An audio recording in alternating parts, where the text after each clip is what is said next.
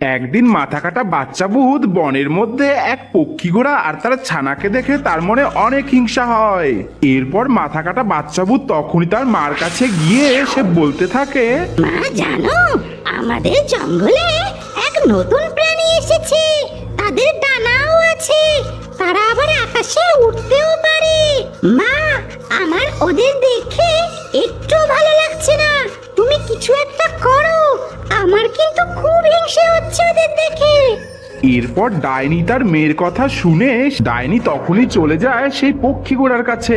ডাইনি সেই পক্ষী ঘোড়ার কাছে গিয়ে তখনই তার জাদু শক্তিতে পক্ষী ঘোড়ার মাকে পাথর বানিয়ে দেয়, আর ডাইনি সেখান থেকে তখনই গায়েব হয়ে যায়। এরপর ছোট পক্ষী ঘোড়া তার মাকে পাথর রূপে দেখে সে অনেক কান্না করতে থাকে, আর ঠিক তখনই সেখানে লাল পরী এসে হাজির হয়।